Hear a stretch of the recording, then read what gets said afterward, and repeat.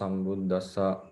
Namo tassa bhagavato arahato samma sambuddhassa. Namo tassa bhagavato arahato samma sambuddhassa. Good morning, everyone. Today we have the question and answer session discussing. Last time I think we did up to Paccavekkhana Jnana, and I think we had some information, and there was some trying to understand how the last two types of Paccavekkhana happens. And the first information that we had was it is based on scriptural knowledge, but how to understand it practically was remain as a further something to be further noticed. So did anyone has any insight on this about the last two Paccavekkanas?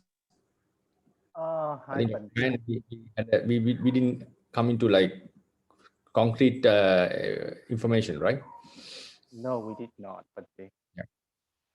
So Have any further insights on this? yes, I thought about this a little bit more. Mm-hmm. Then, because as you said last time, that these five Paccavekkhana jnana are they belong to the jnana dasana visuddhi, right? Paccavekkhana Jnana, just to interrupt, Jnana Dasana Visuddhi, if we say precisely, it falls in only the Magga Chitta is taken as Jnana Dasana Visuddhi. But this falls into Vimutti Jnana Dasana. Oh, Vimutti, yes. Okay, Yes, yeah. So Vimutti, sorry, Vimutti, I mean Vimutti, yeah. Okay, and then if that's the case, then what I think is it doesn't make sense if an Arya confirm wrong knowledge when he's doing Paccavekkhana, right?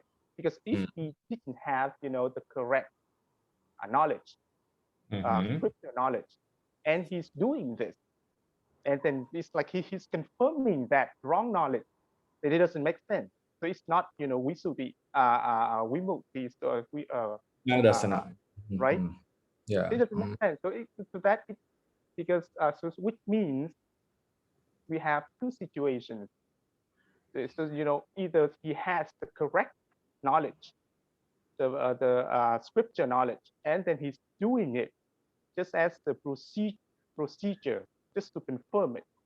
And then the other scenario is he doesn't have the scripture knowledge, and he's doing it, and then after doing it, he has the correct knowledge.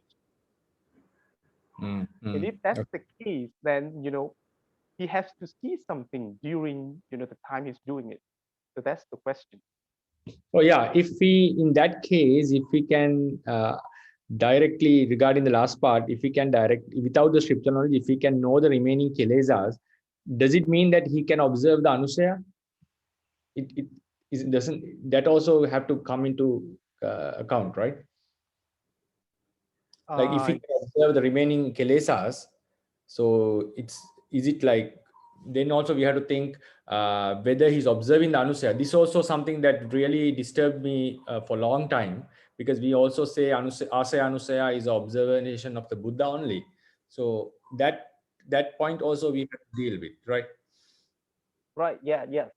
So that's what I said. That's the remaining questions. That's the question that we need to understand. So what he's observing at the time. Yeah, and then regarding the first three Paccavekkanas, that is obvious to Arya, right? So this can never be wrong.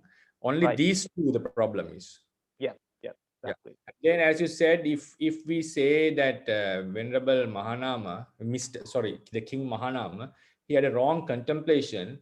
As you said, we are in a big dilemma because this is a Vimutti Jnana Dasana, and Vimutti Jnana Dasana is becoming wrong. So it's also a very valid point that have to be considered. And yeah, please, any Seale or anyone who is in Myanmar or associating learned Sayadaw, please raise this question. I would like to listen how Sayadaw, someone would explain on this. Bhante. Okay, Bhante. Yeah. Bhante. Yes, yes, Brother Robin. Yeah. Since we are still talking about the Paccavekkhana Jnana, do you think you want to answer that question that I have asked you before, Bhante? I've put it in the notes, but it's down there, Bhante. Down there. Okay. You mean The 14? where is it? No. No, Bhante. The about the like the certainty of the Arya to know their noble attainment, Bhante. Which one? Let me see, Bhante. I think it's down. Should be down there. I think we'll go into that later, Brother Robin, because it's better to now have some thinking on this before we come to that question. Okay, Bhante. Sure, Bhante. If anyone Thank you, has Bhante. some for information, please share with us, because this is it seems like something beyond the capacity of an ordinary being, but this thing has to be clarified very clearly.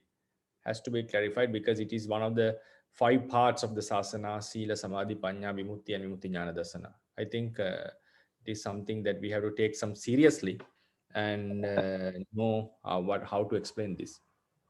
Bhante, how about your Abhivangsa friend, Bhante? This question I couldn't still ask. I asked some other questions regarding the Pāli, and I will post this with my friends because we have a Dhamma discussion platform with some learned monks, my friends. So I'll put this, and its discussions are mostly in Sinhalese. So otherwise, you have joined. Otherwise, so yes, I am very interested. so sometimes, yeah. I will also make a request if someone is interested, because only 3 of us are there actually. Bhante, Devananda, me, and my Abhivasa friend at the moment. I'll okay, I'll discuss, and because all of them can speak English and write in English, explain things English very well. So that will be good. That will be very amazing, Bhante. I'll ask with them, and so so Bhante, regarding I have the same question about this one. So you said someone learn someone like a Sutawa person, they only can have the last 2. yes. So my question is, where did they heard those things? It means like a Buddha only preached those things to some of them. That's another good question. Like, why did Mahanama Sakya didn't hear it, right? Yeah. Maybe that was during the Buddha's time. He didn't get the information. Because there was no much communication like we have today. So Mahanama Sakya was in Kapilavattu, Buddha was residing in Savatthi, and Ananda was residing there. Maybe there was no such full gathering of Dhammas like in the councils. I think that was the reason, that there was some Buddha also once mentioned you can see in the Vinaya Pitaka, go into Vasupanayika Khandaka. It's a very, very important point is found there. Vasupanayika Khandaka. Vasupanayika Khandaka. In this you find Buddha mentions during the Vasa, if you get to hear that a lay person is having a sutta that is not found among monks, you can go and learn it during the Vasa. You can go immediately. Like, don't stay within, but you have written in 7 days if you want to save the Vasa. But that is you should give this to priority. It means the layperson has a sutta and he sends a message. I have a very special sutta learned from Buddha or some special savaka that which is not found in others. It may get lost. So please come and learn from me. So that time, even he's a lay person, we should go and study from him. So this shows that not all the Dhamma was it is an indicator. I'm not going against the tradition. This can be real. You may have different interpretations with the tradition, but this seems like it's a some kind of a blow to the tradition. So it seems like that not all the information suttas were with Ananda. So otherwise Buddha wouldn't have preached it, or maybe it was before the Ananda became the attendant. I'm not able to say that, but it says that such a thing is there. So some scholars argue on this point and say that there were lots of suttas, teachings that were given to some other people and which were not centralized in the monk society.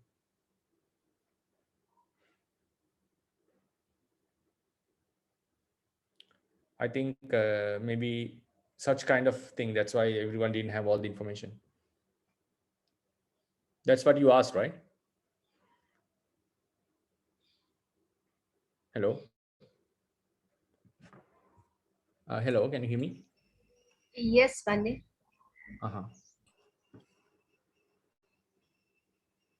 So this is what I feel like.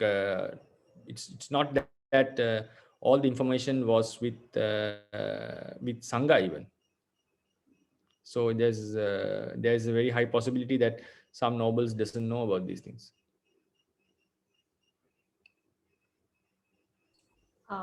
Sorry, because I have a drop because of the internet problem, so I couldn't hear anything. Oh, sorry. Could others hear what I said? Yes, Bhante. Okay. Okay, I will watch the recording. Okay. So what I was saying actually, in the Vasupanayika Pandaka, there is a statement given by the Buddha. During the Vasa, you can leave the monastery in case if a lay devotee sends you a message saying that I have a very special sutta learned from Buddha or maybe from a Savaka that only I possess. I only possess. So before it gets lost, before it disappears with my death or something, or maybe before I forget it, please come and learn. So that time Buddha says give priority to this because it's so important. So during the Vasa we can leave and with the determination that I will return with 7 days, but the priority should be given to study in the sutta. So this indicates that there were some information of the teachings that were not circulating among the monks. So it seems like not all the teachings were centralized in the Sangha society. So it means like in simple terms, we are saying that not all the information were with Venerable Ananda. So maybe this happens. There may be different interpretations on this. This happens before this statement was given before Venerable Ananda was the attendant, or we can have different interpretations on this. So, but this point, the Western some scholars bring this as an argumentation that this shows that not the entire teachings were centralized. So not even among the monks. So there were teachings that were exclusively found known only by the lay people. So therefore, what I feel is even it was not with monks, the entire teachings. So there's nothing to say about the lay people. Then there were a lot of lack of knowledge among the monks and among the lay peoples during the Buddha's time.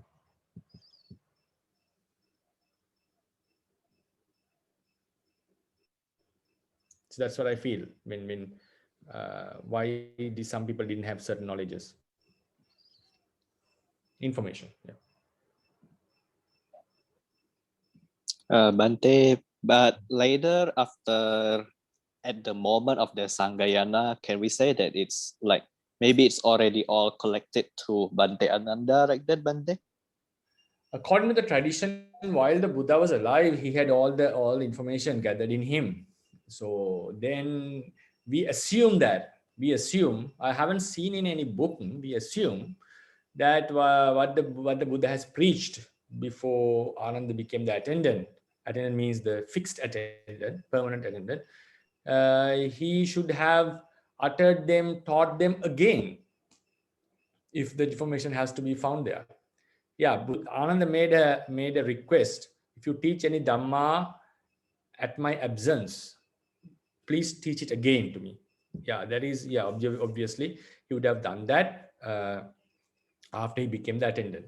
But what about the teachings that he made during the first 20 years? So does it mean that Buddha had to re-preach them? Or Venerable Ananda had to gather all the information from the monks who had learned it? So this is another point that some people ask this question actually. It's something that we try to bring like defends the position that Venerable Ananda had all the information. Personally, what I feel is even during the first council, it would have been impossible that all the teachings were gathered. I think that's why the Buddha gave the criterion in Mahaparinibbana Sutta close to his death, close to his passing away. He mentioned if someone comes and claims, it's called Mahapadesa. You can see this in Mahaparinibbana Sutta. There are two types of Mahapadesa, Vinaya and Sutta Mahapadesa. Mahapadesa, right? Or Mahopadesa. Mahapadesa is how it is found. So then what happens, so according to him, Buddha mentions, if someone comes and claims that he has learned a sutta or teaching from the Buddha, from the Sangha, from a learned monk or someone, so try to evaluate, verify it according to the basic knowledge of the teachings. So if it contradicts, just abandon it. If it matches, you can accept it. So what does this mean? It means that even the Buddha knew, he was telling the Sangha that there are some suttas. He didn't say to find out the historical evidences, whether he really got it from Buddha or not. Whatever he claims, if that claim is according to the Buddha's teachings, you can accept it as a teaching. So this, otherwise he would have said, no, everything I have preached is with Venerable Ananda, there's nothing to worry. So you don't need to think about another new how to say, teachings and so forth. So but he said a method to verify in whether the teaching is correct or wrong.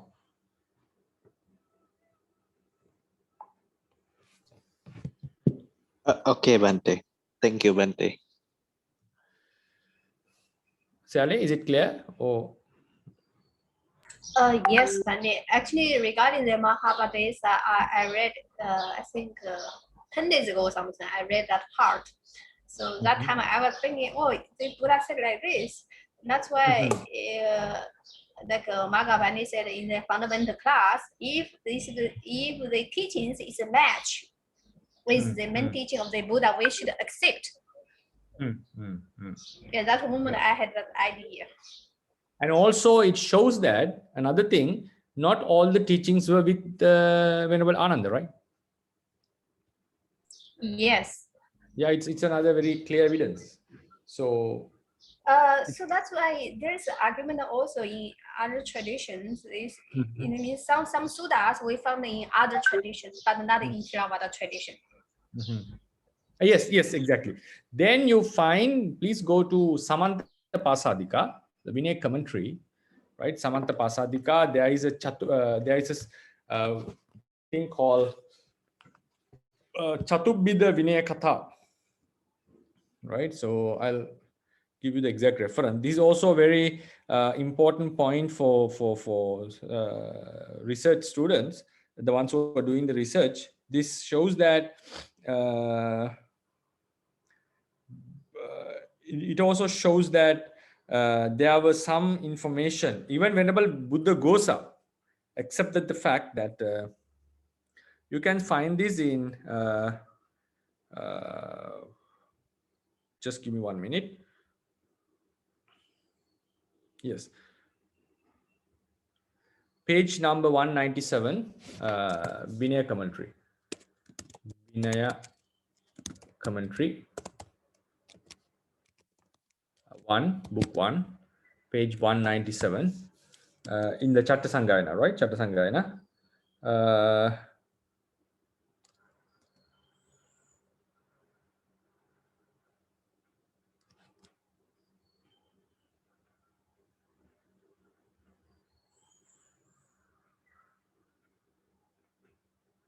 You can see this.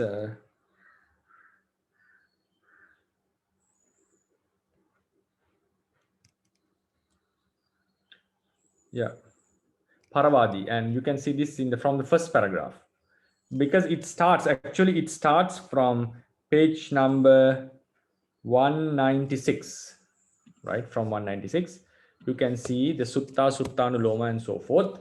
So in this, Venerable Buddhaghosa says someone is telling especially maybe it applies to Vinaya only, or maybe it applies to everything. It just says the Sutta.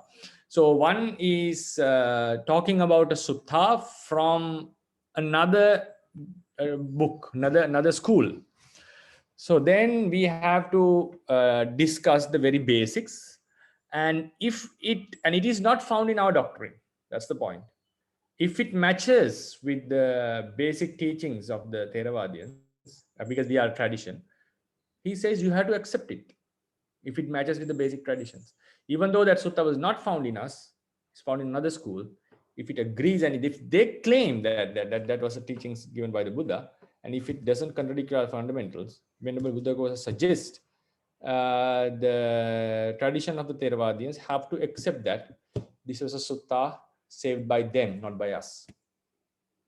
So these information suggests that there was number of, otherwise Venerable Buddha would have said, no, there is nothing to worry, everything is within us, you don't need to look into other traditions. But even Venerable Buddhaghosa was aware that, even the Mahavihāri tradition was aware that not all the teachings were preserved within us.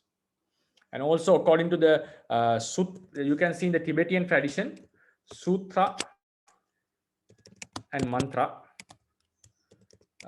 So whenever I happened to participate one of the discourses given by His Excellency the Dalai Lama, I was very fortunate to join that 2 days when I was in India, traveling in India. So he mentioned that during his discourse, which was translated into English, so the sutras were the teaching that were given to the humans, and mantra were the teaching that were given to the devas, like very, very hidden ones. So that's what they bring and try to recite as mantras. I'm not claiming that, I'm not saying that his claim is acceptable according to us, but even among them, they have such an idea. The idea was what was important to me, that there are teachings that were not preserved by, not listened by monks, and there were some special teachings were there, so forth. So, but according to tradition, we don't have these mantras and sutras difference. But these information suggests that not all sutras were preserved. Teachings were preserved. So then we'll move to the please. Sorry, like in the Mahasamaya Atthakatha. So it mentions there's many devas from like I think 100,000 water cycle or something. They come to listen the Dharma. So in that commentary they mention the many devas, and they also mention, maybe like you said the story. They came into Sri Lanka or somewhere, many devas. So I was wondering, because devas, they are the pasada, the Sota pasada is very sharp. So if the Buddha preached the Dharma in the human world, maybe the Buddha like preach 1 hour or something. But actually within Deva, they come within maybe like 1 second, or they can understand all, right? Yeah, okay. According to their time machine, time, very short. So why they have to come to the human world to listen? Actually, they can directly just listen from the Deva world. Yes. Because when I read that commentary, I have many. It's something like you see the island, like Sri Lanka island or other places, or what, like they have to stay very tightly, be like 1 finger, there's many other hands or something like that.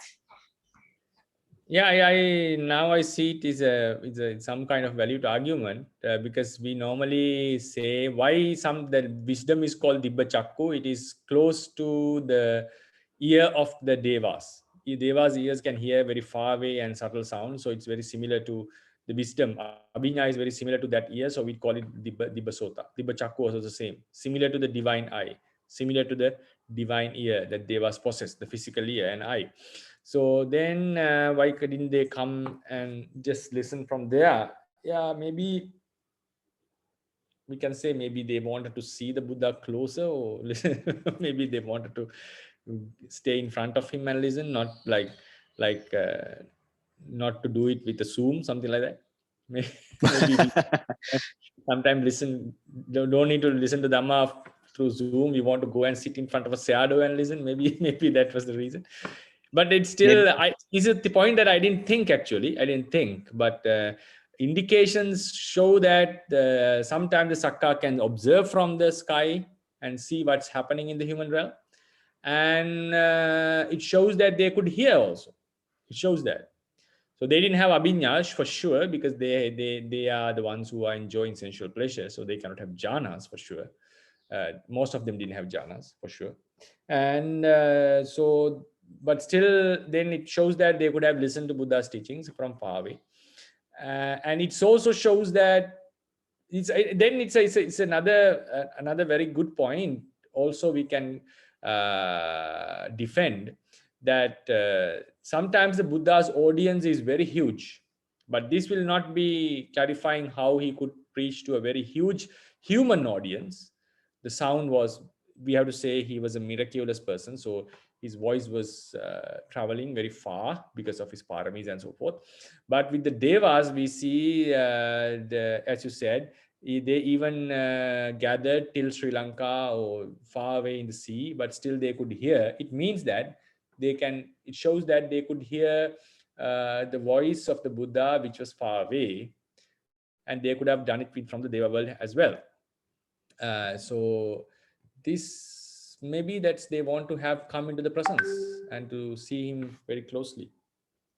Maybe out of respect, Bhante? Yeah, or to, you can even Like, even if we had the opportunity to listen to Buddha, we would go and meet him, right? like it's more respectable to come face in face. Yeah, that's also one point. More respectable, and also it gives, like, you have come in front of a Buddha, and it gives you some very special feeling, right? Because during the end of the Atthakatha, it mentions like they were Gaudi Sada Sahasa attend Arahant. So and many attend Anagami, and many attend the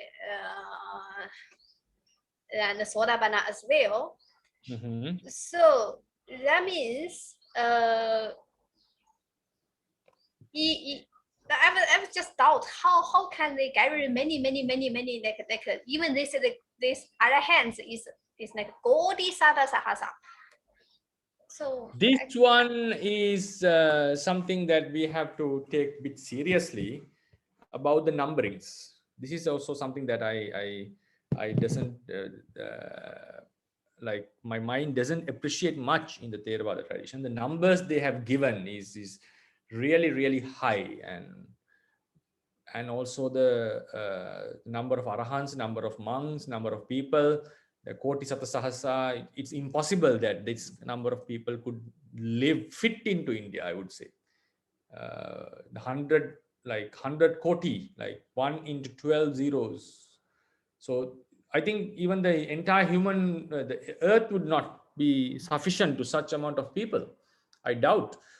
So these numbers, personally, my personal understanding is I don't take them very seriously.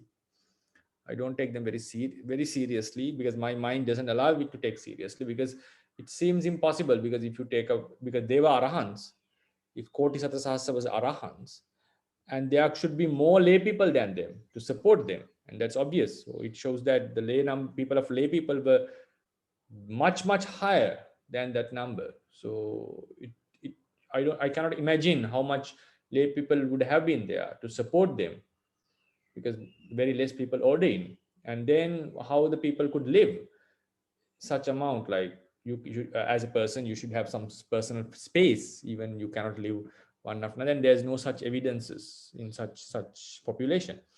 So personally, it's very difficult to defend this number, personally, I do not take them to be true very, very seriously, or count them very in my Dhamma studies, because it was like, just maybe they were just wanted to say a very huge number, and this came up. And this also is valid for the number Asankheya. This number, I think Dr. Ryan would explain more better, because 1 into 140, right? The power of 140. I cannot write it in the in the Google Docs. Power 10 into 140. That this means 10 and 140 zeros. It's a huge number. And recently I got to know they normally say the universe is, according to science, universe is 13.8 billion years old. It's roughly 14 billion. 14 billion. I'm not saying that the Big Bang is correct, but what I'm saying is I'm not confirming it, like 14 billion according to the Big Bang theory. So in the 14 billion, roughly they say how many seconds have passed away. How many seconds? That is 10 into the power of 20. So even after 14 billion years living, even not this much of seconds have passed. So if you're talking about 140 power, it's I don't know how to understand this number. So even this number you cannot find in the commentary literature. This we find in the Kachayana in our tradition.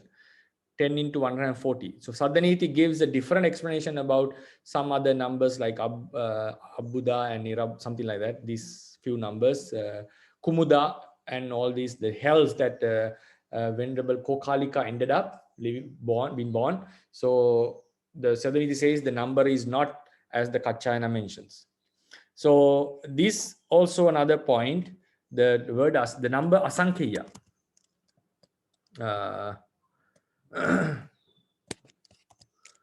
Asankheya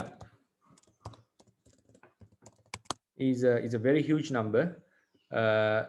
If someone says that the Buddha had to be born in such number of world cycles, okay, that we can accept, because it is just happening. A world cycle appears, disappears, appears, disappears, and it happened to this bunch of number. But still, it's unimaginable.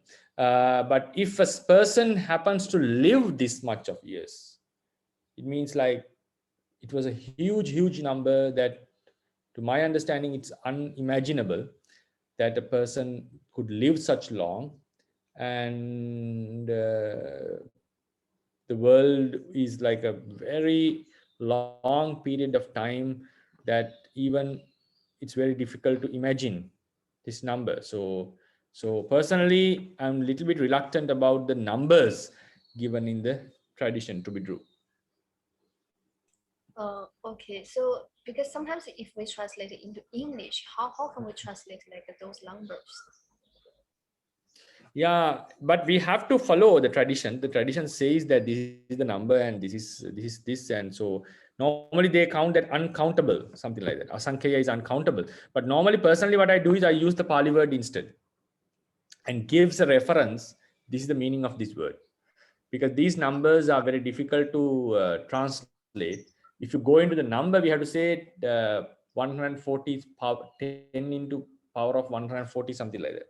So if you go to the numbers in English, mathematical numbering, but if you translate the word, I would prefer to use the Pāli word only. For example, like I read that one like Bodhisattva Sahasa. So in that case, how can we translate? We just left the Bodhisattva Sahasa there, or Bodhisattva Sahasa is 10 into power of 12. So Dr. Ryan, what is this number normally? Can you say like what is, how do we? So 10 to the 9 is a billion, Bhante. So that is 1,000 billion. 1,000 billion, sir. Yeah. Is it trillion? Yes, that's a trillion. Yes, exactly, trillion. Yes.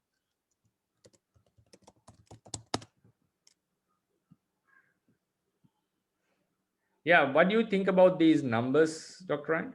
Yes. Also, I also want to say something about it. So we know that the word asankhya, it has two meanings, right? Mhm. It can Yeah. be a number, Mhm. which is in this case, you said that is 10 to the 1 or 140. There is a number, but it's also like a measurement, because we know there are two kinds of asankhya, right? Yeah. When we say that the Buddha have to practice to fulfill the parami in the uh, 4 asankhya and 100,000 mahakappa. So that Mhm. asankhya is this number. Yes. But then we also have asankhya in the another context, because when we say that a Yeah. mahakappa divided into 4, Asankhya. Yeah. right? And then one of, and in there we have like a asankhya. But that asankhya is not this asankhya. That asankhya is like a name, it's a measurement, Yes. right? So I Yeah. think Yeah. so I think it has two different meanings. Yeah. So I'm a little bit confused when you say that the number of years that a person can live, that is not this number. But this, I think, is the other. That's the asankhya as the measurement. It's not the asankhya as the number. So yeah, it's the one. Yeah, as you said, the 1/4 of a Mahakappa is named as Asankhya Kappa, Yeah. right?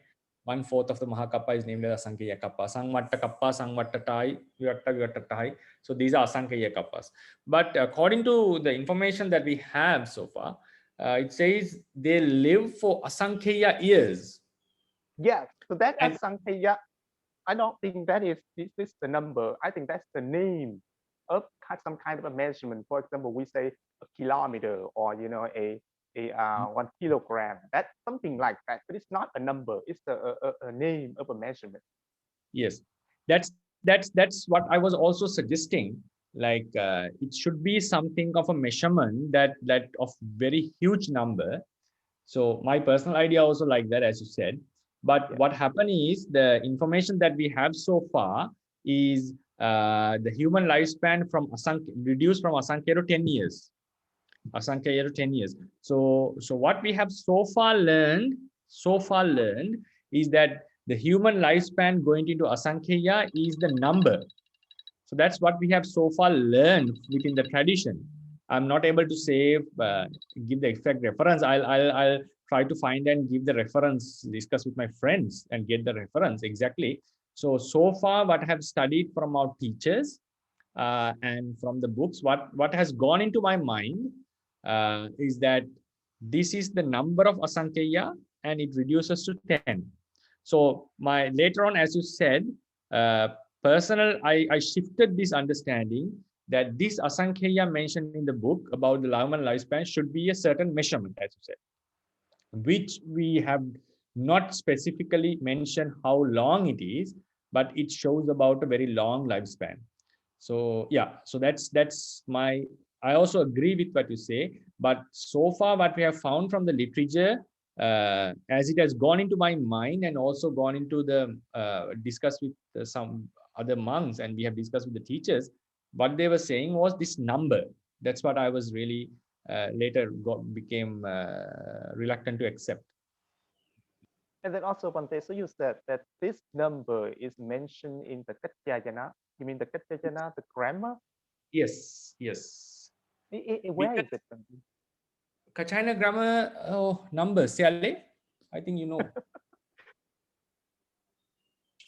I think one time I saw the number, but I forgot this moment. Oh, okay.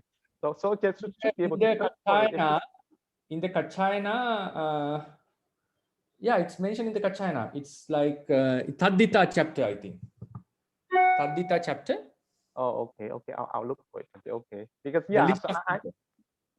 I'd like to get the reference for this for a long time, but okay. And Sadaniti is against this. Sadaniti, because the number in one point, he refers to Sutta and says these numbers are different. But Lady Seado is of the Kachina side. I see. And then also, but about the point that you said earlier, that the huge number of monks, like many 40 and so on, and then you said that not possible for, because there should be more lay people than those monks in order to, support the monks and so on.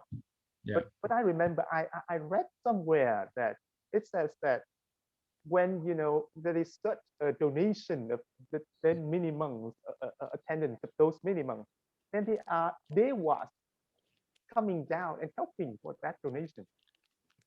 Oh, okay. Okay.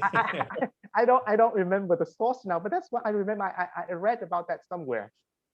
Yes, you are correct. In some occasions, it's mentioned like that. Yeah. Sometimes devas come and help, and because they otherwise they couldn't have done it. And especially this is mentioned. I have also seen in the Buddhavansa Attakatha, because some huge numbers were mentioned about the past Buddhas, more than this. Right. And one time the Bodhisattva had to give a donation.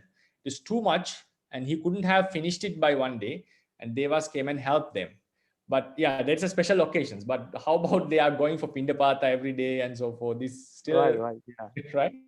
Right. So then Right. devas. Yeah. Yeah, I also have seen this. Yes, true.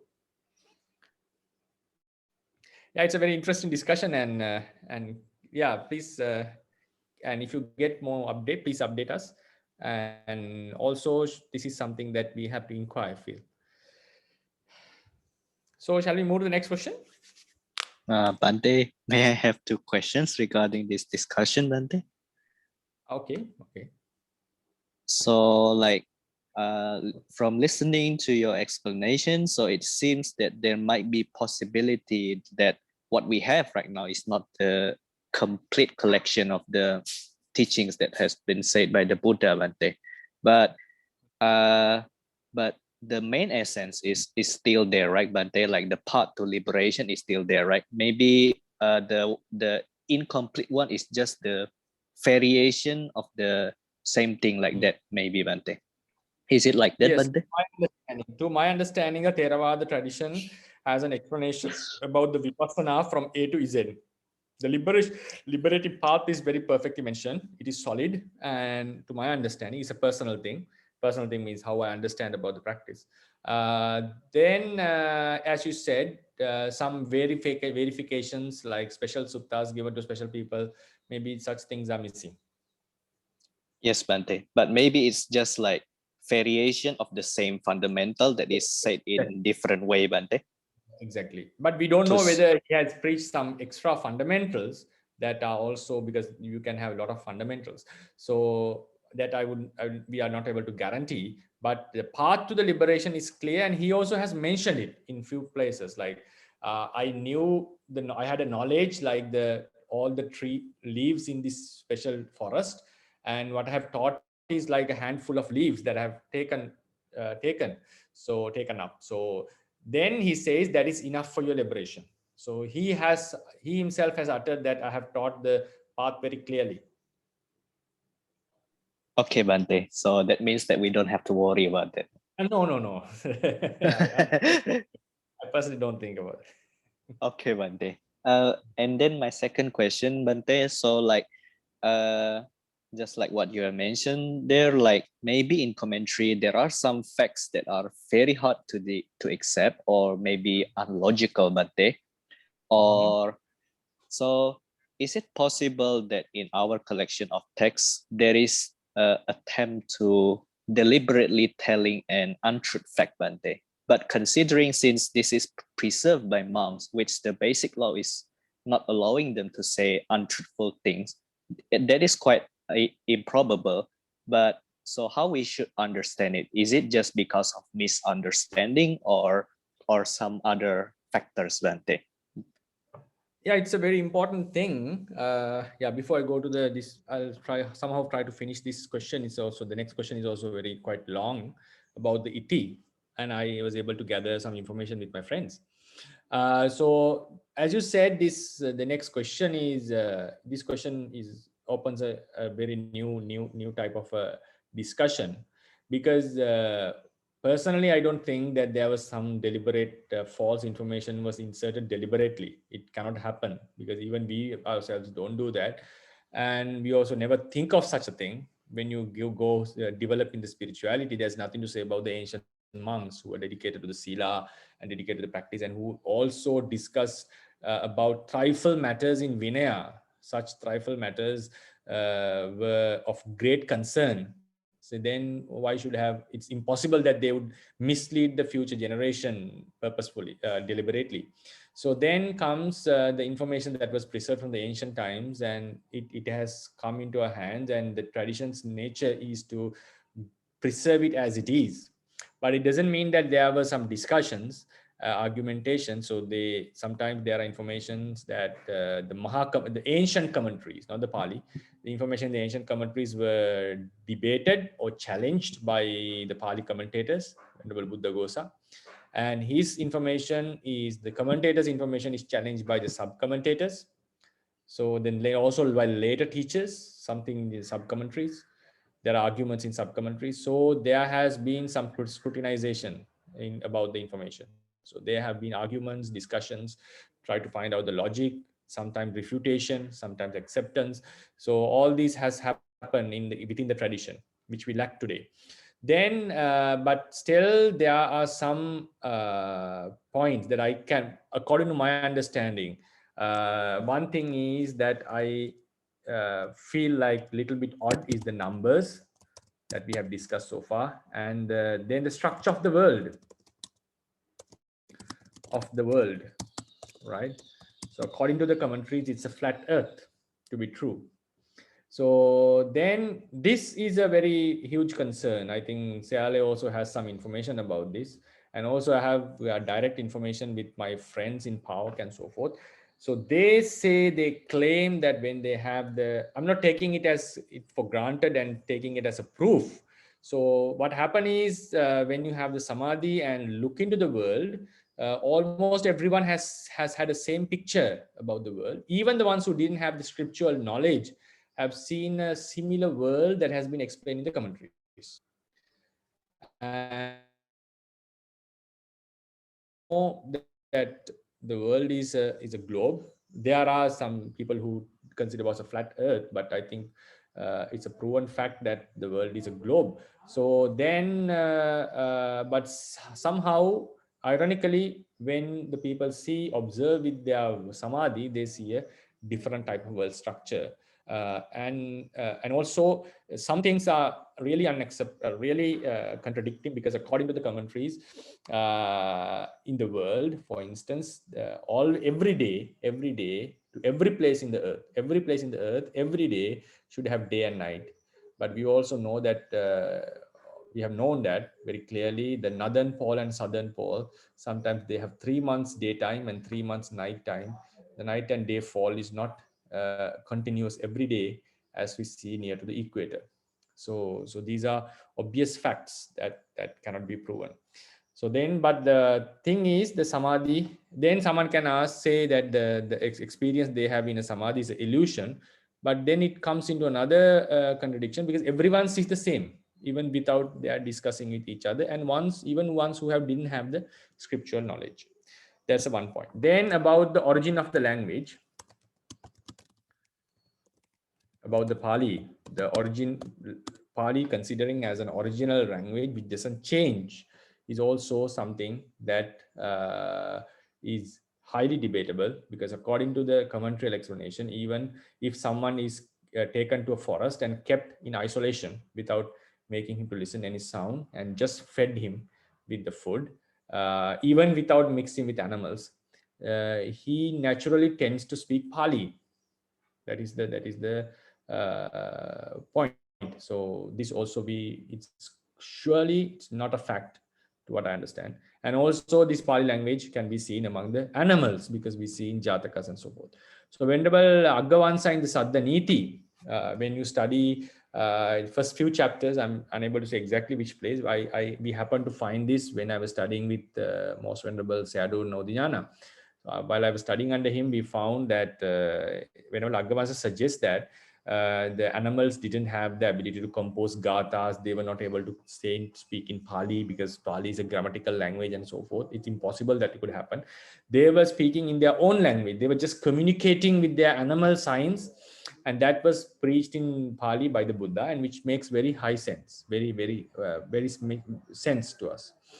So then these numbers, the structure of the world, origin of the language, these are the things that so then the structure of the world regarding, there was a one argument going among some Anglican priest, the Catholic priest, and with Lady Seado, which is written in Burmese and which was translated to me by one of my Burmese speaking friends, Sri Lankan friends. So the argumentation was, according to the structure of the world, Jambudipa is a circle.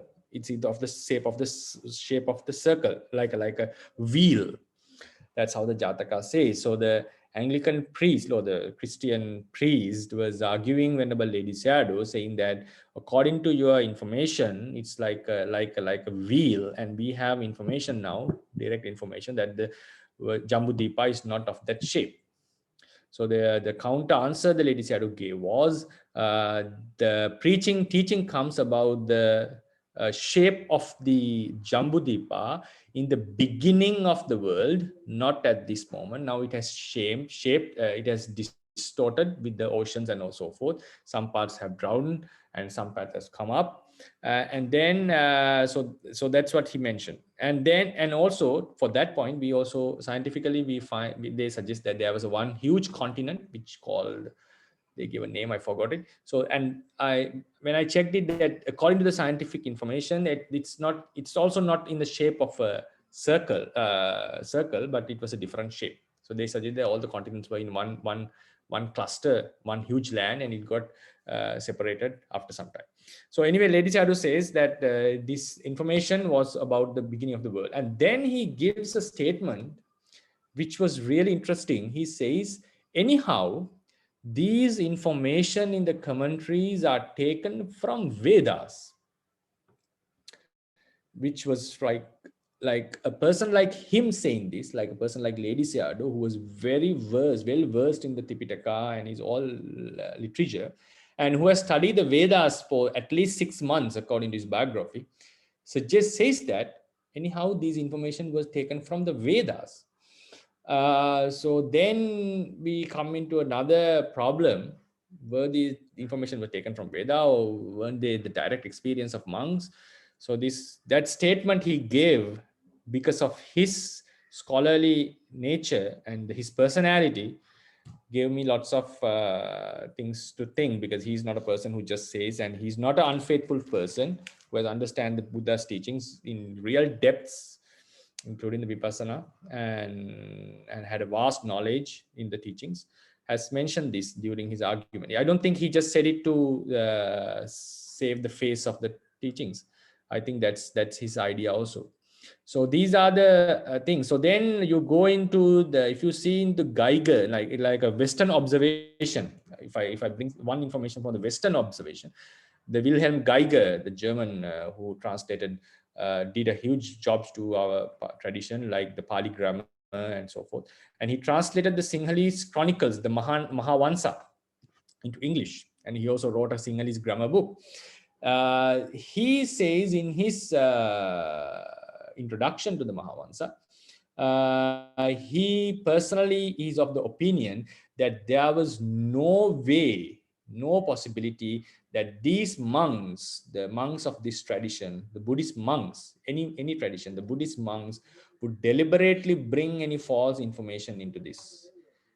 If they have inserted some information, like what is mentioned in Mahavansa or any other commentary, and if it happens to be proven wrong, not a fact, that is merely because that is how it was transmitted from generation to generation.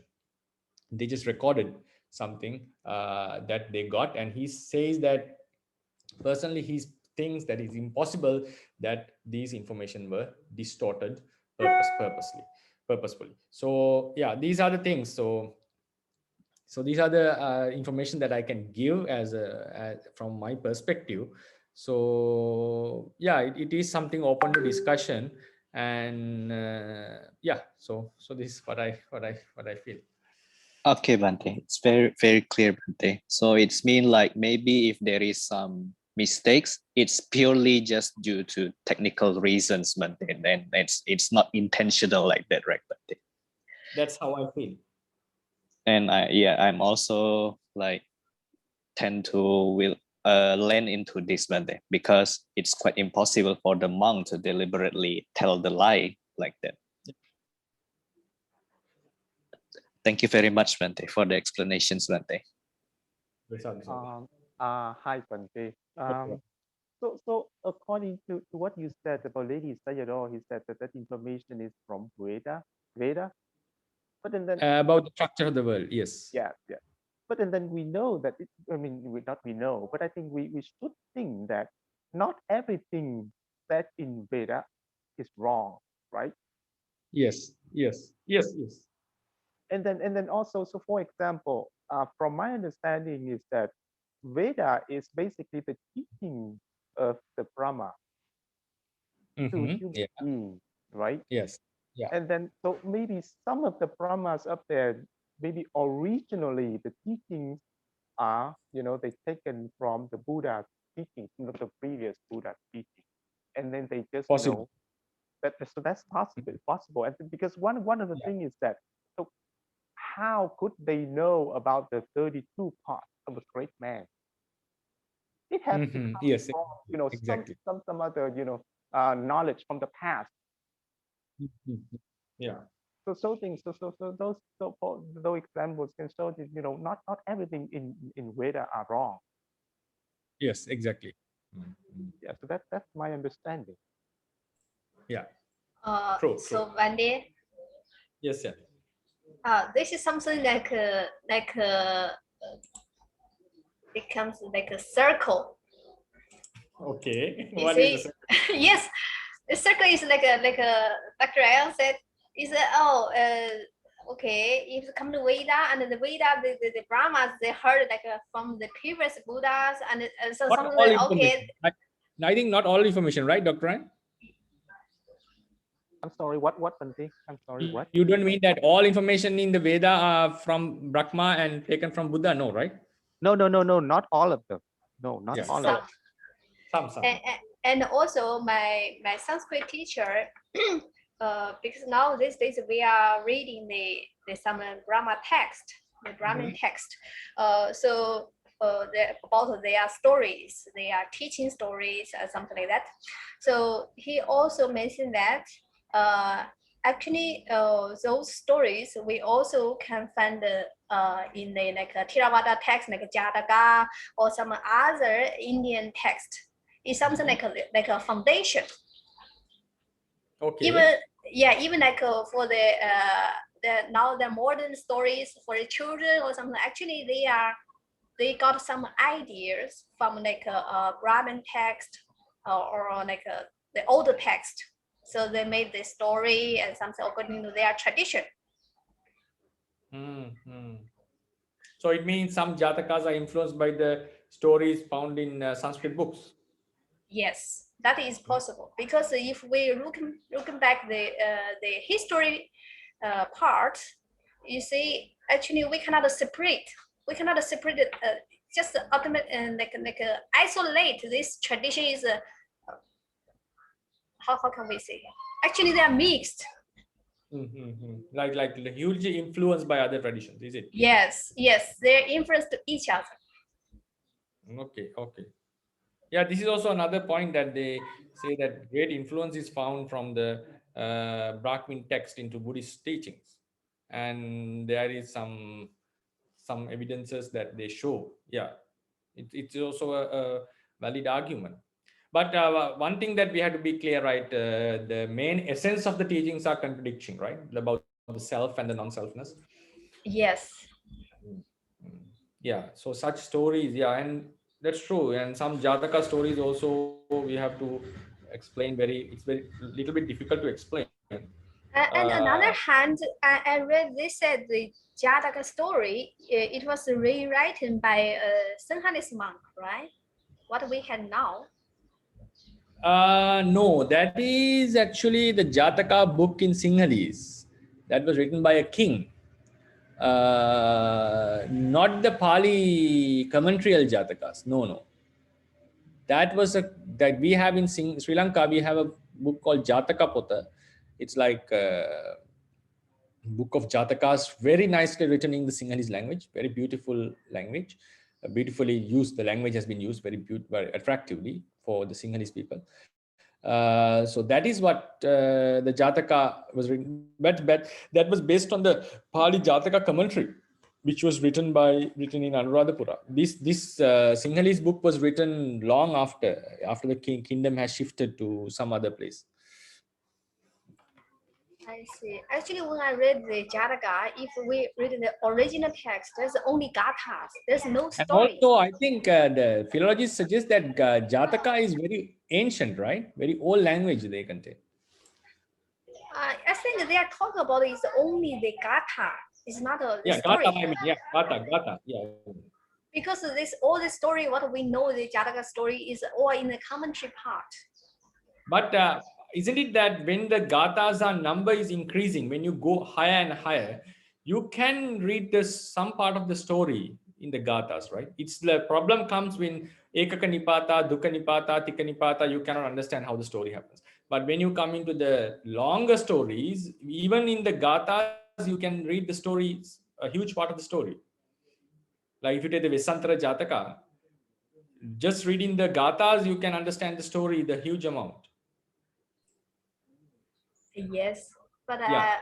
that time some Jatakas, the first part of the Jataka book, impossible to guess the Katha.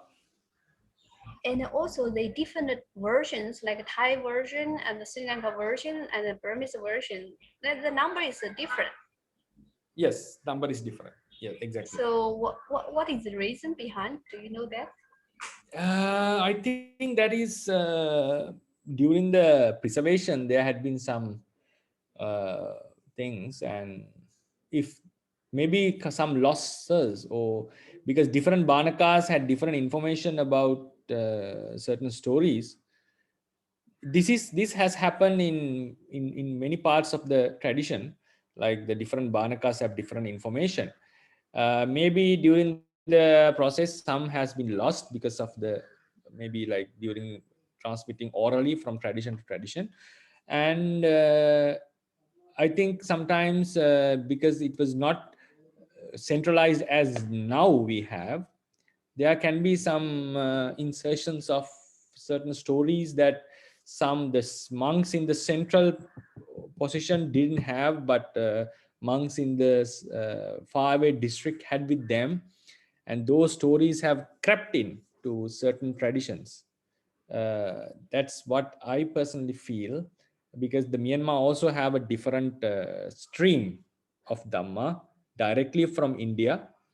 Not only the Tipitaka and the information was brought from Sri Lanka to Myanmar, but there were some channels from India also. Maybe that was one reason that they have different stories. Otherwise, as you said, it's very difficult to understand why suddenly a complete story is missing and present. Like, so either someone has to create a new story. I don't think it is possible. So within the Buddhist monks, so some information has come from a different channel into the tradition, and they have accepted it and inserted it.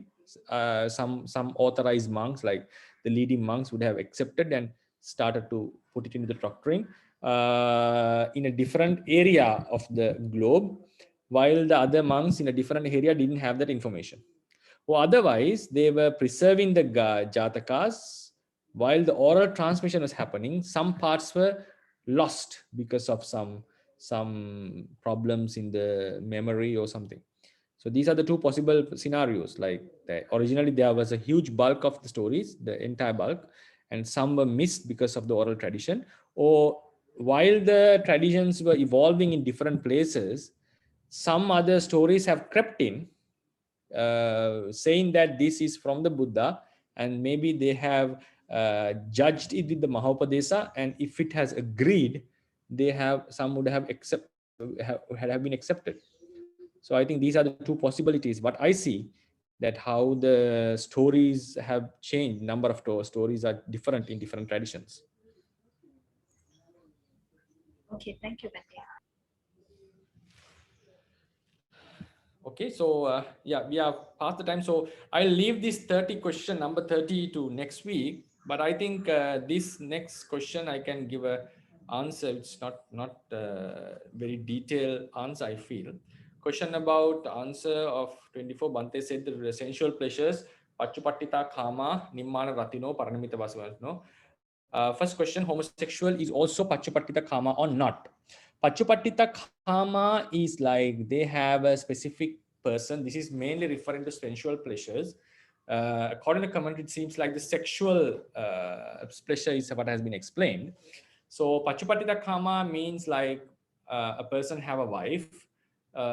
She's fixed, right? So her figure doesn't change. So she's the one you have for the, like, you live with to the entire life or for a certain period. But her body figures doesn't change. The animal's body figure doesn't change. But when it comes to the Nimmanrati and Paranimita Vasavati, as we see in the Itivuttaka commentary, their figures are changed based on the desire of the owner, like the master, someone. So I think this is specifically considering male as dominant. That's what I feel when I read.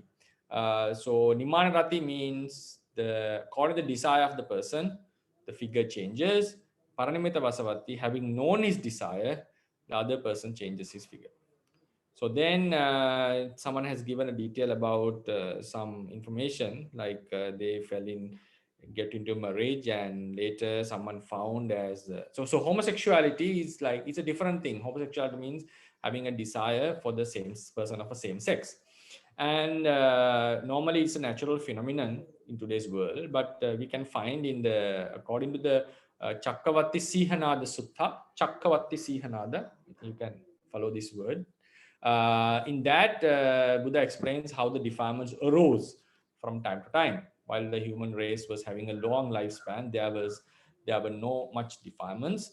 And I think the first akusala was stealing. First akusala was stealing. Then, but in a Jataka story, we find Devadatta said the first lie in this kappa.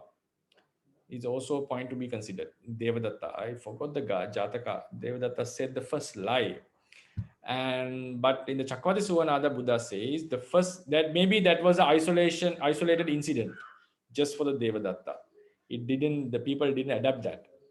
So the first akusala which arose in the general masses, the humans, was stealing because the poverty was increasing. You can read this sutta, very nice sutta. Then because of poverty, they were captured and they had to lie. Then in the end, the violence came and so forth. So it was having the akusalas were coming, increasing and also with that, the lifespan decreased. And while the human lifespan was 250, as I remember, or 500, something like that. So there appeared three strong akusalas: Adamma Raga, Visama Lobha, something else. So one is like not respecting the elders, especially your father-in-law, mother-in-law, and so forth. And then having sexual desires towards someone's own mother, auntie, father, uncle, and so forth, which is not acceptable in social norms, under social norms. And then having desires toward the same sex. So these three, the word comes Adamma Raga, Visama Lobha, and something else. The commentary interprets in this way. This is how the commentary says. And those words match mostly. I feel like it's agreeable with the explanation. So this is how, according to Buddhist teachings, homosexuality has happened when the human lifespan was declining. So Pachupattita, so homosexuality means having certain desires towards the same person of the same sex.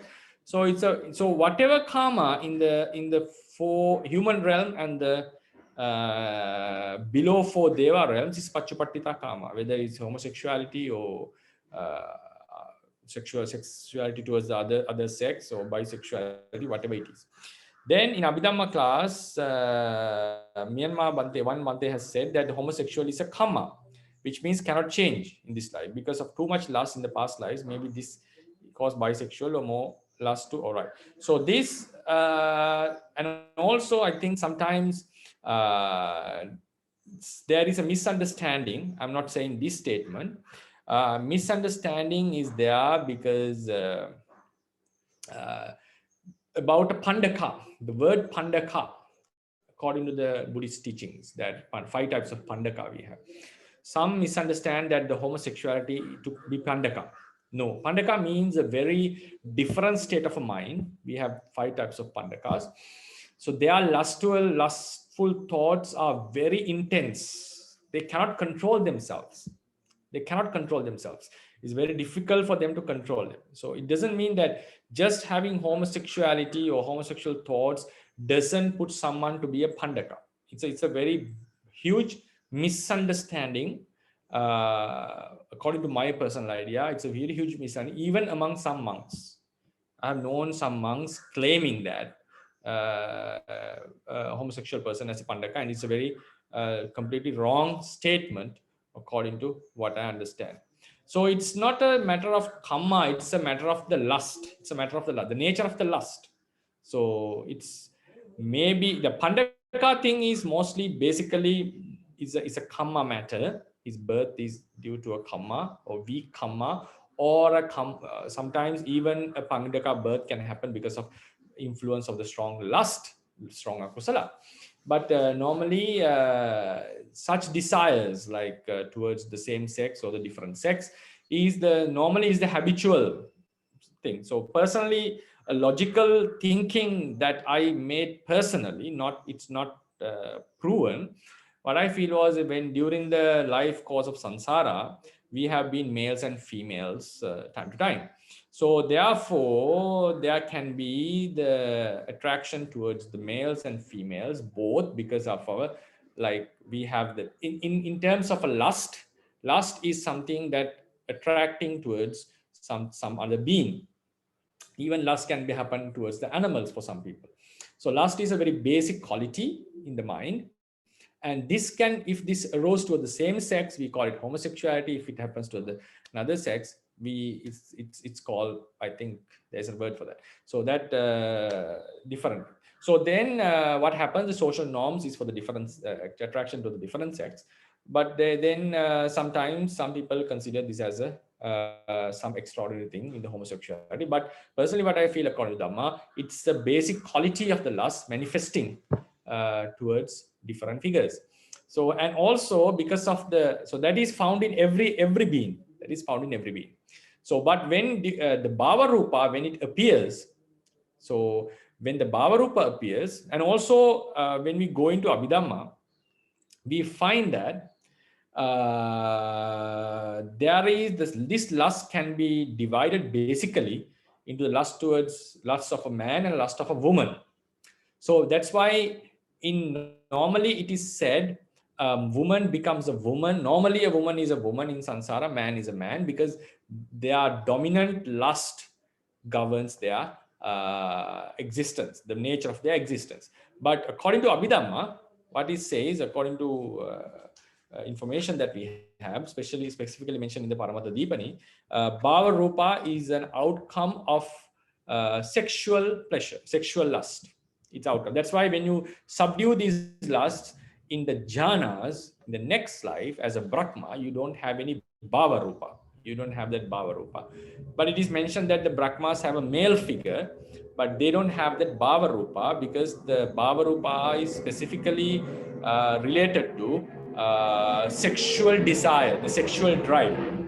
So then also we have Iti Bhava Rupa. The cause of Iti Bhava Rupa is the lust of a woman.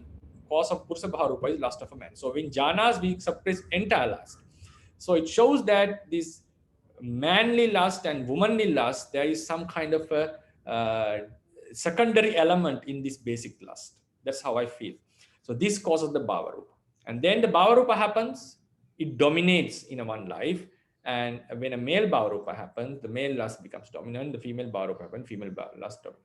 But sometimes it's another just argument, like if someone has had miscellaneous lives in the samsara, there is a possibility that even being a male or a female, we can have different thoughts of lust. That is just an interpretation that I would try to attempt to understand this two phenomenon in the samsara, but it's not very exclusive, because that's just a normal thought that how I look into this. Then they are telling about some personal information that about personal life. Then the second question and third, changing form only for the 4 deva realms. Second and third questions, changing form. Yeah, changing form comes for the 6th and 7th actually. Sorry, 5th and 6th, not 4 deva realms. Second and third one is for Nimmana Rati deva realm and Paranimita Vasavatti deva realm. Then third question in Vinaya book mentioned female yaka can change into woman in human realm. It is Nimmana Rati. No. This is it's just a change of the appearance. It's a very good question. It's a change of the appearance. The yakas can change into the human figure, and nagas, ironically, also mentioned changing into the human figures. So then there are information that some female nagas, having lived with males, human males, have had even children, according to literature. So then what does it mean? That are they fall into the Nimmana Rati or Paranimita Vasavatti, specifically Nimmana Rati? It's not, because if a naga changes into human form, maybe he or she has the same figure always. That's like the human figure of the naga and the naga figure of the naga. These are the special nagas who are we sometimes they call divine like nagas, but they belong to the animal realm.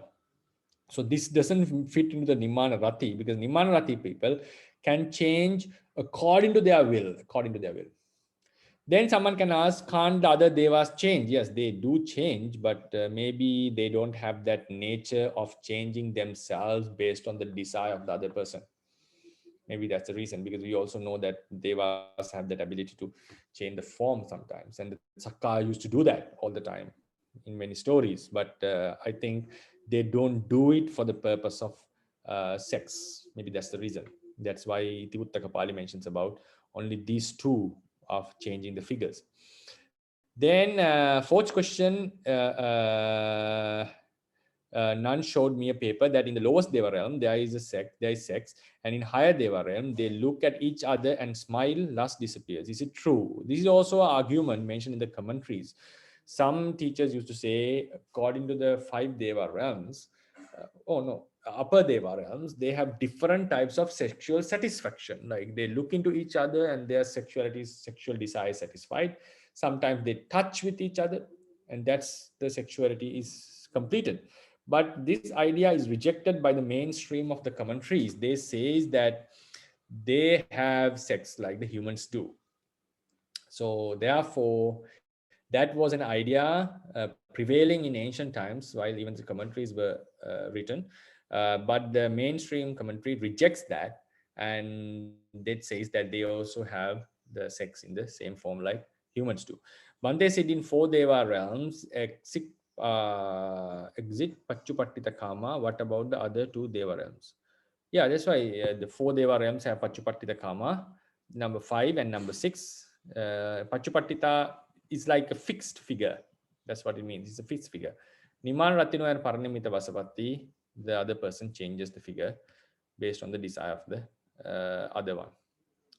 Yeah, so that's how I would see this explanation. Yeah. So Hi, Bhante, oh, Yes. so you first, Dr. Ray. Hi, Bhante. Thanks, Yes, Rob. Dr. Also, because you mentioned about this, homosexual, there is one controversial point saying that homosexual is cannot be what is that? Pihetuka. What do you think about that, Bhante? Oh, I also Can want to be- ask this question. Okay. Yeah, that's why I was saying it's a wrong idea, because they are mixing the homosexual person with a Pandaka. That's the problem here, I feel.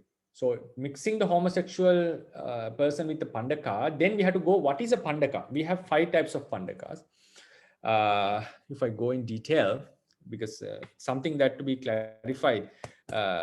Even some monks have told me that I personally do not agree on this, that Asitta Pandaka,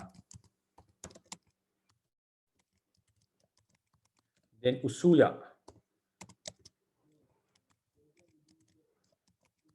then we have Opakkamika, then we have one more, wait, Napunsaka is the last, then Pakka Pandaka. Okay, right, Pakka Pandaka. Pakka Pandaka, right? So Pandaka is, these are the 5 types of Pandaka. So they are normally these two, Napunsaka Pandaka. Napunsaka Pandaka is Ahetuka, according to the teachings. He's a Ahetuka being. He doesn't have any sex, or like he doesn't belong to, he's not called a male or a female, right? Eunuch, no, I don't know how to call him in English. Eunuch is the common word given to all the Pandakas in translation. Pakka Pandaka is a person whose desires increase based on the change of the moon in the month, lunar month. When the moon is increasing and decreasing, in a one realm, I think while the moon is increasing, his lust is so strong that he cannot control himself. That is Pakka Pandaka. Then Opakkamika Pandaka is, he was a normal person as we, and then because of some reason, being a man, his testicles were removed. So his testicles are removed, either because of an accident or operation, then he becomes a Opakkamika Pandaka, right? Then Usuya Pandaka means the person who satisfies himself. So these two are these are the ones who are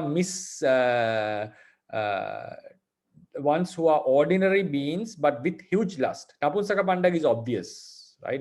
And Pakka Pandaka, he becomes crazy during a certain period of the month. It can also have Masa Pandaka, like 1 month full craziness and 1 month normal. Vajira Buddhi Tika extends another 2, the Masa Pandaka and some other one. I forgot its name. Then normally it's a 5. They are in some sub-community, they have 7. Opak is it's an extension of Pakka, 15 days into 1 month, and there's one more. Then Opakkamika Pandaka is a normal being, for whatever reason the testicles are removed. Then Usuya Pandaka, he satisfies his sexual desire by looking into other people having sex. So that's how his desire is completed. He doesn't need to have sex with himself, like he himself doesn't have the desire. It doesn't mean that he has subdued this. He's a normal, very highly lustful person, but he desires to look into others, and then his sexual satisfaction, looking into others having sex, his sexual satisfaction is completed. Then Asitta Pandaka, this is the one whom most of the people misunderstand with homosexual. So this has a very specific definition. This person has the desire, his desire, main desire, and he's completely satisfied. The definition is he wants to, if I use the normal words that I have in my vocabulary, he used to suck the male organ of a person. So that is his main desire. So then with that, he's completely satisfied. So normally the homosexuality also, this is a one part of homosexuality. But that's why the people misunderstand this Asitta Pandaka into a homosexual person. But thing is, this person has a very strong lust, and he is normally, like, his main intention, that his main desire is this. It doesn't mean that in a homosexual person, he may have various desires. If I go more deep into this question, he may have desires about the things that they do while having sex. So, but this case, this person is fully into this, and he's like a very intense level of lust, and he's fully satisfied with this this act of I would use the sucking the male organ of a person. So this this person is what they misunderstand of Asita Pandaka. Then, according to our literature, this Napunsaka Pandaka is a Ahetuka being, is an Ahetuka being. Opakamika Pandaka can be a normal person and later he becomes a Pandaka. Asita and Usuya Pandaka, they are not Ahetuka as my memory was there. Just give me one moment. Pandaka.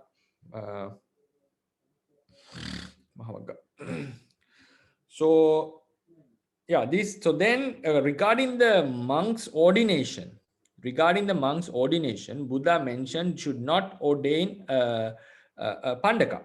He may just mention one should not ordain a Pandaka.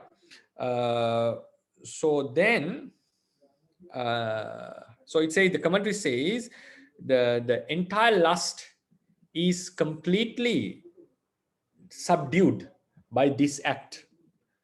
So it's like his main purpose. So that's why I doesn't put them into all the homosexuals cannot be put into this, that his entire lust is completely satisfied mainly because of that thing of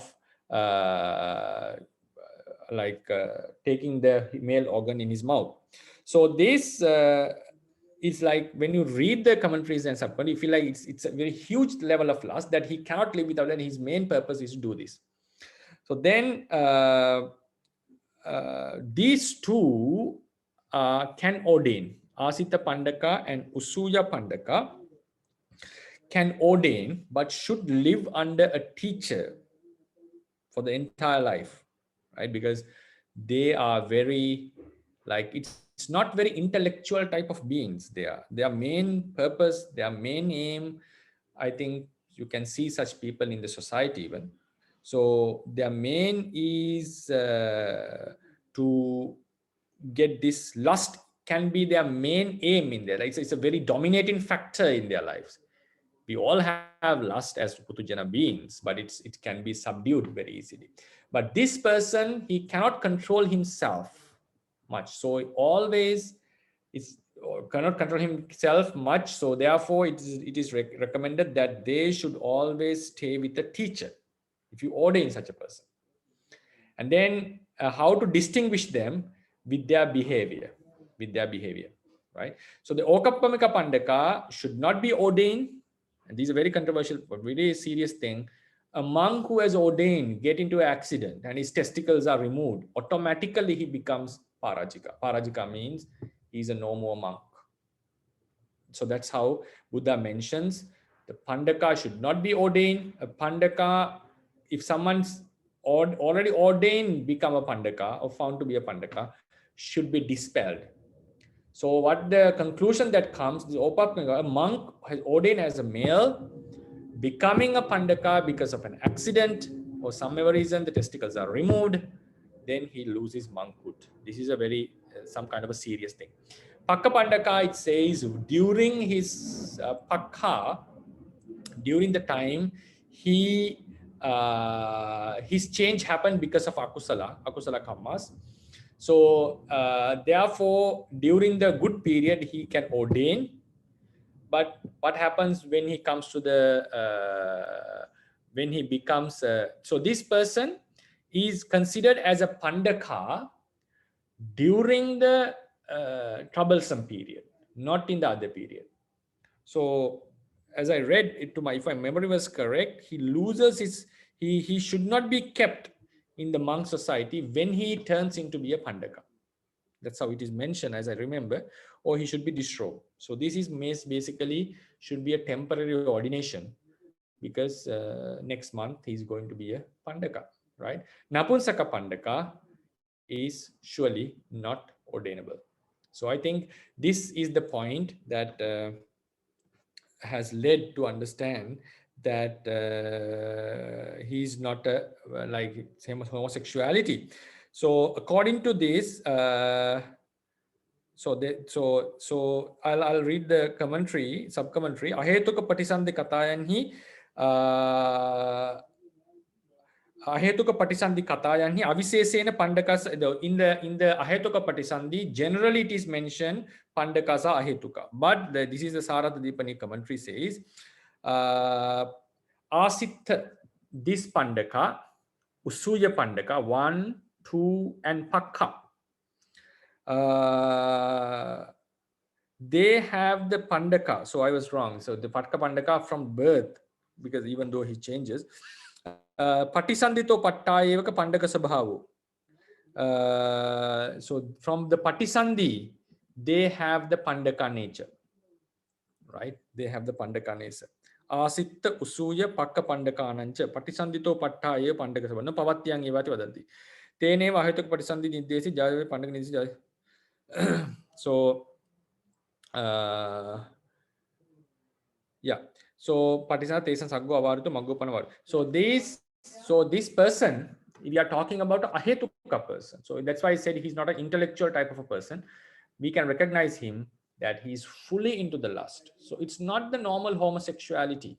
This is like a extraordinary level of lust. These three people are manifesting. This person is very easy to recognize because he doesn't have any sexual organ, like not a man or a woman. So these three are Ahetuka, and also he also has to be a Ahetuka by birth. This one can be a Tihetuka, later turn into a Pandaka.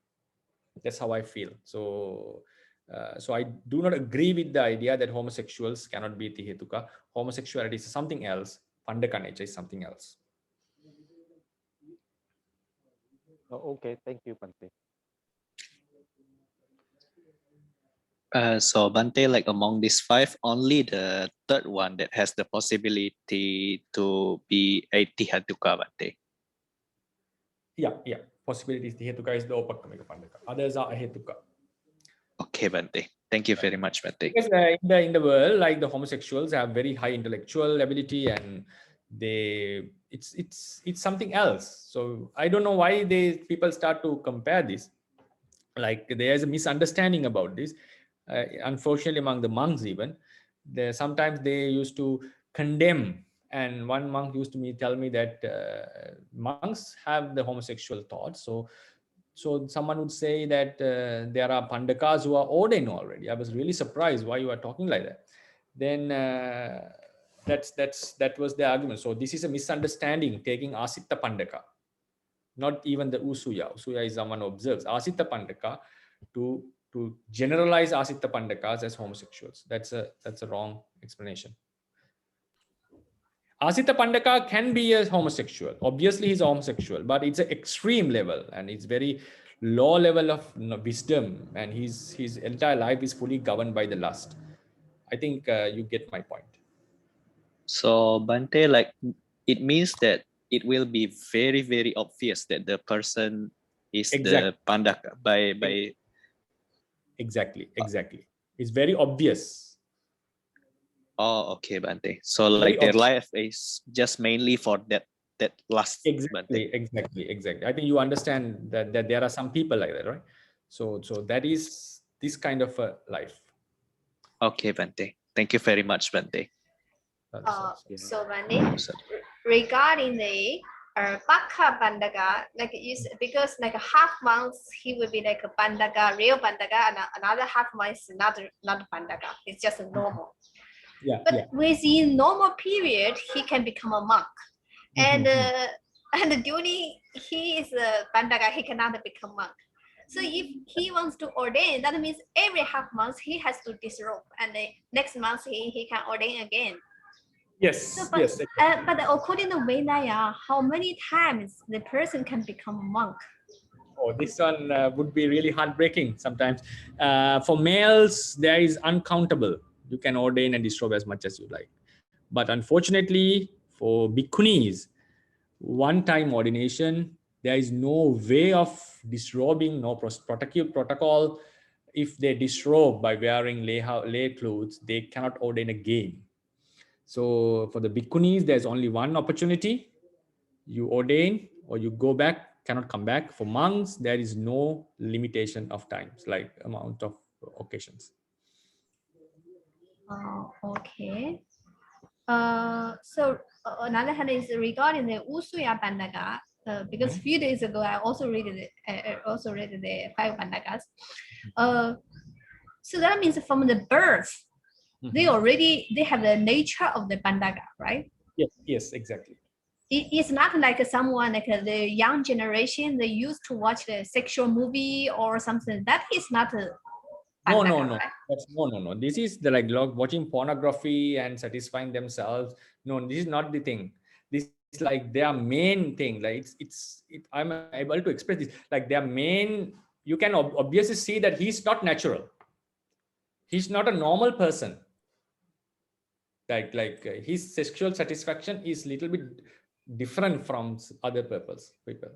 Just watching the pornography doesn't put someone into, even someone is addicted to pornography doesn't mean that he's a Usuya Pandaka. This is something that they possess from the birth, a defect, that abnormality that they possess from the birth. Oh, okay. Thank you, Bhante. Okay. I think now it's lunch time to you, Myanmar. But the question and answer are very interesting. Okay. Hi, Bhante. I just have Yes, Bhante. I just want to raise one problem. It might lead to a long discussion, but we'll see. Okay. So, because you mentioned that the intellectual ability, and I don't see the connection between intellectual ability and tihetuka, because we have a lot of evidence in the Tipitaka that a person doesn't have an intellectual ability, but he can attain enlightenment. So how I don't think that is like right. Okay. Yes. Maybe the context I use the word is not exactly correct, like the word meaning. What I mean, intellectual ability to understand something deeply, understand the meanings of like have a good discussion with someone. So even if someone attains, he understands the doctrine very well. So this ability, what I mean by intellectual ability, not the scholarly ability. Oh, okay, I see. Okay. So is it I also want to know, because I use this word in my teachings. So is it like, how do you define intellectual ability? Because otherwise I'll be using it in a wrong context. Well, I mean, it's not easy to say. So for example, if let's say you say he's a scientist or he's a mathematician, you can say that he has an intellectual ability, right? He can reason things here and there. But I mean, it's not certain. It's not sure to say that he can attain nibbana enlightenment. Okay. Right. So like the ones who manifest the scholarly skills are intellectuals, is it? Right. Yeah, exactly.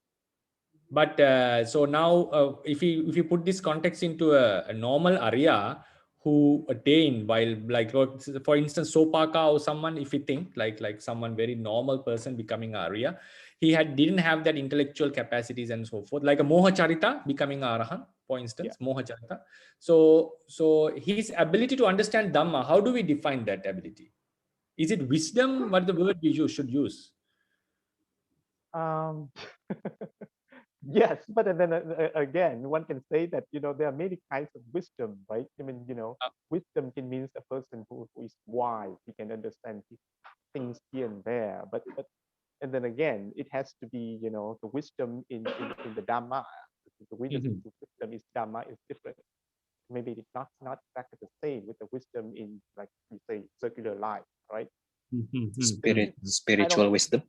Yeah, it's spiritual wisdom. Yes. So I don't know whether or not there is a definitive word to say that a person has the capability to attain enlightenment. I mean, we have to be specific. I think we have to add like a phrase to describe that kind of ability. Okay. Yeah. So when it's always better when I use the word intellectual ability to define it with it, right? Otherwise, it can lead to some. Okay. Because people can understand in different context about this word. Right. Okay. Thank you for that. I'll be aware of that, because in one time I was using intellectual only for this, as you said, intellectual ability. Then I somehow happened to generalize this, like a person with wisdom is an intellectual person and so. Right. Exactly. Yeah. Thank you for that. Thank you. So then I think we'll call it a day, Sally. You have to go for lunch. It was really interesting to have this discussion. Yeah, I was also really enjoying it. So we'll lead this discussion later. So tomorrow, next week, we'll start with Iti, right? Okay. Okay, thank you so much, Bhante. Thank you very much, Bhante. Sadhu, sadhu, sadhu. Sadhu, sadhu, sadhu. Thank you, Bhante. Thank you, Bhante. Sadhu, sadhu, sadhu.